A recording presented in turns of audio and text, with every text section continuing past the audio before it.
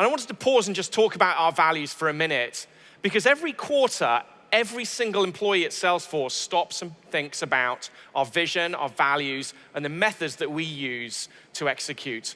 And then what this does is it drives alignment of decision-making across every level of the organization. It's an incredibly important management tool. But here's the important thing. Trust, growth, and innovation have been foundational values for Salesforce since the very inception of the company.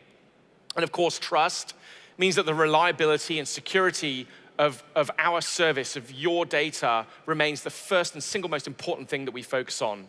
But it's also about listening to you, about understanding what your needs are so that our products, our services are as innovative as possible and that we make the competition, frankly, irrelevant. But it's also about growth, and that growth is aligning our success to yours. And that's by serving you really as close as we can and making your success the most important thing. But this interesting thing happened this last year is we really paused to think about Salesforce's role in the world in which we live in the environment in which we live in. We paused to think about, is the business of business just doing business, or is it actually to improve the state of the world? And it was our employees that came back loud and clear. There is too much prejudice in the world, and that we live in a world where that just should not be the case. And so equality has become a fundamental value for Salesforce as well. And you'll see that in the decisions we make, in the stance that we take on many, many issues. So I really wanted to call that out to you. Now, I'm going to flip back to innovation now, because that's a lot of why you're here today. And you're here because there is an absolutely incredible revolution going on. And it sort of starts really maybe with the time when there was one computer in the world. And that then became one computer in every corporation. That then became one computer in every home, and now we've got one computer in every pocket.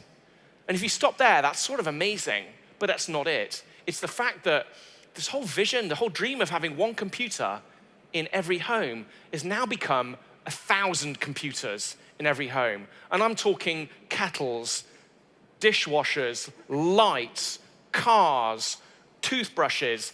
Everything is being connected to the internet. And behind every single one of those amazing things, and there are billions of them, is a person. And what all of that is doing, all of those connected things and people are generating trillions of interactions. But here's what's really, really exciting to all of us is the technology available to us all today, out in the campground here now, cloud, social, mobile, Internet of Things, and data science.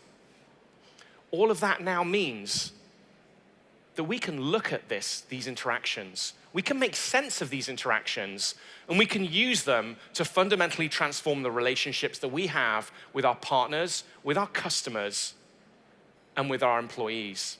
That is the age of the customer, and that is the single most important opportunity that we all have in front of us right today. So the question to all of us here, I suppose, the question that we're asking and answering here in this World Tour event is, well, how are we going to take advantage of this? So I'm going to walk you through for 4 stories, and then we've got some customers to help you get there as well. But the first thing I want to point you to is the need to connect with your customers in a whole new way. And I say that because most of the interactions that our companies have with our customers are designed 50 years ago in a world that was product-centric. It was build it and they will come mentality. We live in a fundamentally different world today. And the best companies know that. And that's why Intuit with its TurboTax has been so successful. You can do this anywhere, in any industry. You can even do it in the tax industry, for goodness sake. And so here's what Intuit did. And it started actually a while ago. They took their 95,000 employees, they connected them together.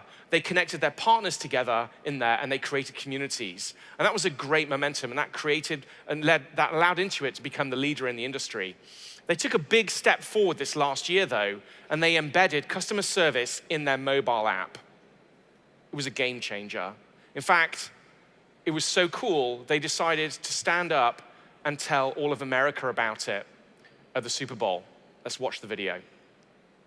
Amy thinks you have to be super smart to not mess up your tax refund. So we flew in super smart mathematician Maria Chudnovsky to help her. I have a lot of student loan debt. Can I deduct my interest? Can Amy deduct her student loan interest? In her case, yes. The amount goes right here. In your case, yes. The amount goes right here. Thanks. Intuit TurboTax. Taxes done smarter.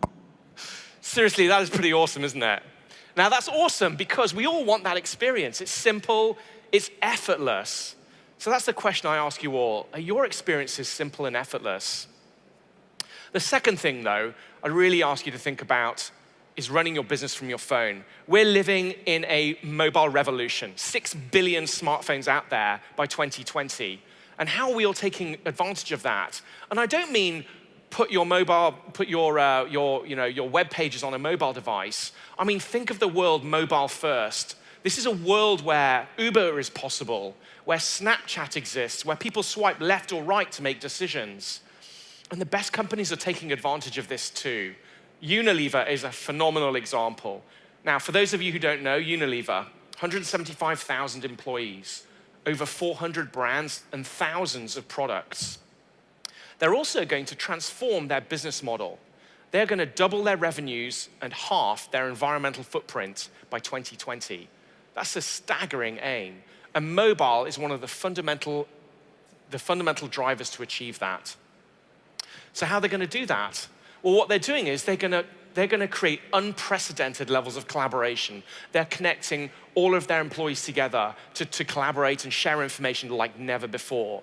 They are accelerating work processes. Why do you have to be in the office at your desk in order to get something done?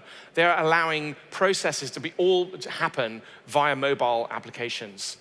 And you speak to the CEO, Paul Polman, about this. His aim is to give those 175,000 employees 20 million hours back by 2020 per year.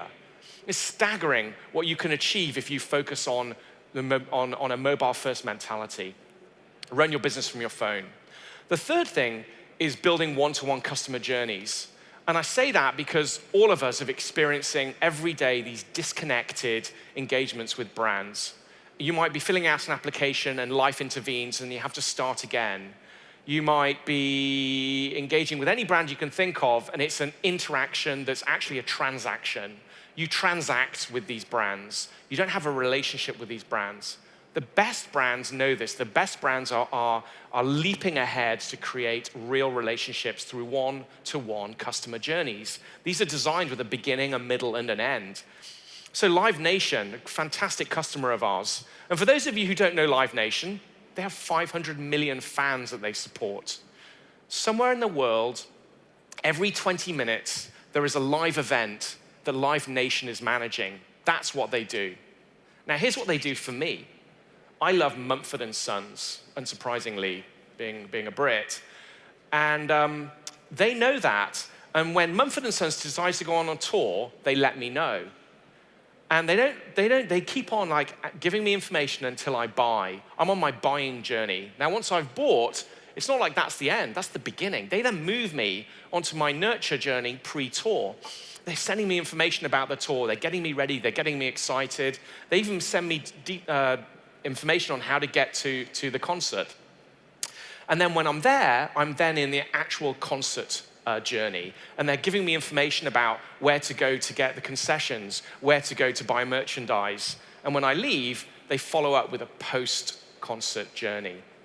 This is not accidental engagement. Now I've got a complete relationship with Live Nation. They're even sending me stuff about groups like Mumford & Son that I should be going to see as well. Now the question is, are you doing that? Are you blending sales, marketing, and service into these types of journeys? Because the best brands in the world are doing that.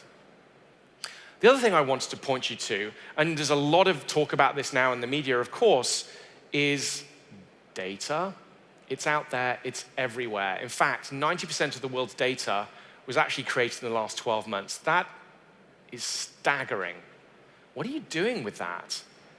Well, as a CMO, I've got in my pocket, in my phone, all the information I need to run my business. And I use that information to make smart decisions. In fact, I can tell everybody who's here, I can drill down into individual person, see what the conversation that's going on between Salesforce and you right now and what the next step is. That's important, that's very, very powerful. That's the beginning, that's the first step. Our customers are doing even more incredible things with this. Take Netflix, for example. Now, I'm sure there's nobody here who is not a Netflix subscriber. 74 million subscribers they have. It's incredible. Now, for them to be so successful, they've got to make sure that you keep watching. And they do this using data. 74 million subscribers, they're watching everything you do, what programs you're watching, what device you're watching it on, where you're watching it from, where you're pausing. And they use all of that insight to determine the programming that they recommend to you. Do you know that 75% of all viewing actions on Netflix is through recommendations driven by data? House of Cards is also shown up there. That was not an accidental guess when they arrived at that as a programming choice.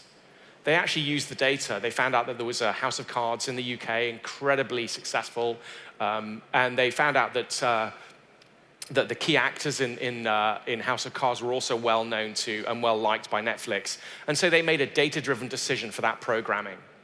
This just goes to illustrate the power of data. In fact, there's one thing which is personal to me. Do you know that between every episode, there's a 15-second gap? They fine-tuned the gap perfectly so that Simon Mulcahy watches 10 episodes in a row. And I'm sure some of you are suckers like that. But that's the power of data. And the question is, are your products as attractive? Are your products as well thought through? Are you using that data to your advantage as much as Netflix is doing? The answer, of course, is that for almost everyone, the answer is not quite yet. And that's because actually only about 1%, or even less than 1% of customer data is even being analyzed. The rest is falling down some crack. We call it the customer gap. And of course, the impact is clear. Over 70%, 77% of customers feel they're disconnected from these brands, from these companies. And I'll pause there because that's why Salesforce is here today. That's why we're here. That's our job, is to help you fix that gap. And if I could summarize in one magic wand statement, it was become a customer company. And take Salesforce away for a minute. Just imagine a world where your whole team, your sales team, your service team, your marketing team, are all one team, collaborating around a single view of the customer with amazing real-time and near real-time information on that customer. Can you imagine that world? Because that's the world that 20,000 Salesforce employees leap out of bed every morning to make happen. And that's the world that Intuit is in, that you could be in. That's the world that Unilever, Netflix, and the other one I forgot. I was in. Live Nation, I apologize. So I sort of hopefully that gives you a good sort of overview of how we're thinking about things and a lot of an introduction to all the experiences that you're going to have outside of here right now. But what I'd like to do now, I'm really excited that we have Mark Santero here, as the COO of Bank of New York Mellon. It's a big New York welcome for Mark. Hey, Mark. Mark, thanks for coming. And it's exciting to have you here. You've been a customer of Salesforce's for over 6 years now, and you've been doing some incredible things. Can you just explain what Bank of New York Mellon is and what you do? Well, is that good? Yeah. Bank of New York is the oldest bank in the country. It's founded by Alexander Hamilton. So the whole Hamilton musical is because of us. Yeah, hopefully. We don't even get to see it. That's how hard it is to get tickets. But Bank of New York is not your typical bank. It's more of a service, an investment company. Our tagline is investment company of the world. We're in over 70 plus countries. We're the Hamilton never left. We still are the liquidity manager for the US Treasury, so his legacy continues. And we don't have branches. We're really behind the scenes. So especially for us, customer connectivity behind the scenes is very important, and Salesforce has been a big part of that with both our investment management business, which we're the 6th largest investment management firm in the world, and the largest global custodian in our asset servicing business. So you have an incredible history, and it's obviously therefore an honor to have you on stage. And for companies that have got so much history, it's easy to be tied sometimes to the past, but you're doing incredible things with Salesforce. Can you share some of that with the audience here? Well, Salesforce has been probably one of our biggest partners the last few years. Having so many different businesses, we're a byproduct of a lot of acquisitions and mergers. So we've had multiple businesses and multiple clients, and Salesforce has come in through the Ignites program for several months and worked with us on customer connectivity. Salesforce, and in the investment management group that I'm responsible for, has come in and really increased productivity for our sales force. They have done work with us in our digital, in our mobility. So Salesforce has totally revolutionized a company that is the oldest bank in the country. We have a little joke that when Alexander Hamilton went to fight Aaron Burr in his duel, he said, "Don't do anything till I get back." And as you know, the outcome of that, we really haven't done anything. And Salesforce has been the biggest driver of that for us. Well, fantastic, and we're glad that we can even help in any small way. Can you share maybe some specific examples? I know that everybody here is always hungry for the details of what you're doing. Well, what we're doing is we have right now put in place through the Ignites team on the asset servicing side. We've got all these different groups, and our number one goal is customer connectivity. When we go to meet clients around the world, we're introducing ourselves at the door. With so many offices around the world, we don't have people that know each other. Like Salesforce, we're 50,000+ employees. Wow. So working with Salesforce and the connectivity of our client engagement experience, we're now working together. I'm sorry, I'm Italian, I use my hands. We working with Salesforce in actually having a much more detailed client profile. We're actually engaged before the sale. Mm-hmm. We've got a program in place on the asset management side that through our own platform, our own instance, our people are doing data mining, a lot of the things that you put up on the screen.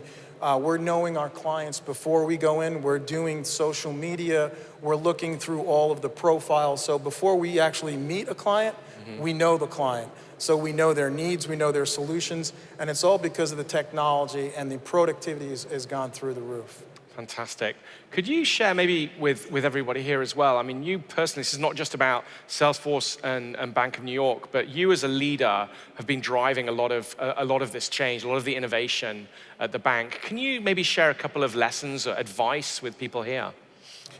I would say, having gone through 2 conversions with Salesforce from a network and hosted environment, 2 things. Pre-launch, I think the most important thing pre-launch is to really scrub and scrub your data, aggregate your data. Don't do a conversion, because the biggest thing for field people, for internal people that are on the phones or in with clients, they will disparage the system because of the data.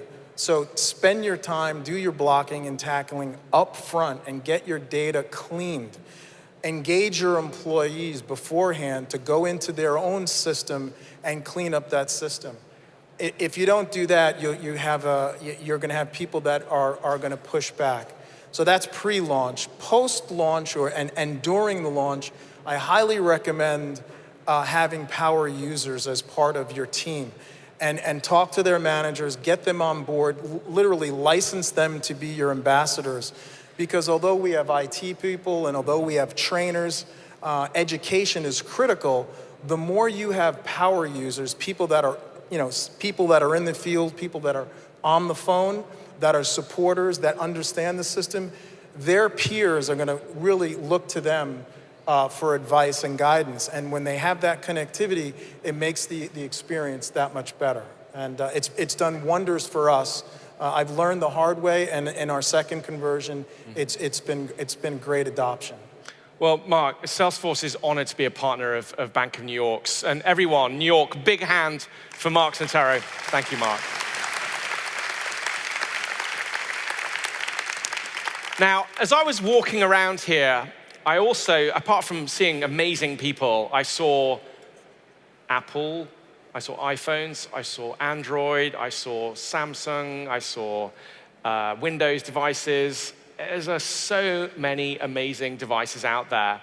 And when you go home, you've also got your TV. We are living in a world of device proliferation, watches of all sides.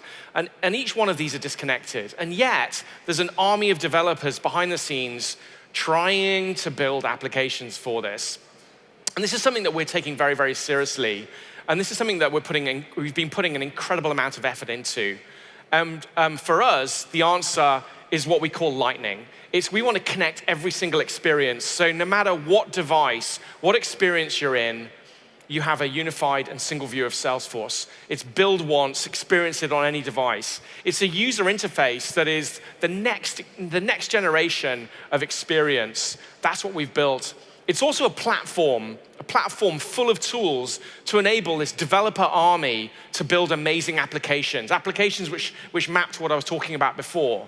And I'm not talking about the 20 million coders in the world. I'm talking about the hundreds of million of people like me who don't know a piece of code if it smacks me in the face, but who are detailed, who know the business and want to drag and drop and build things with a drag and drop mentality. It's sort of Excel level users who can now build applications.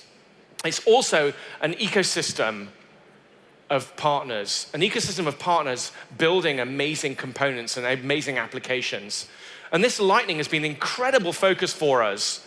And I'm delighted to say that the results are already astounding. We only just launched this, but already we have 90,000 customers, over 1 million Salesforce One users, and over 55 partner components that have been built. And this is growing exponentially. This is really exciting for us. And it's as a result of that we've also focused as well on a deeper focus on industries.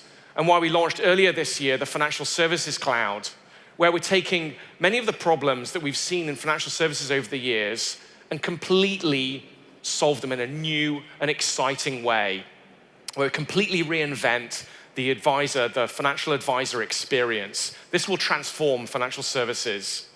And we've also done the same thing in healthcare with the Health Cloud, focusing on patient relationship experience, creating a patient view that's truly next generational, through patient management and also the whole ability to connect the whole care team through one single view of the patient.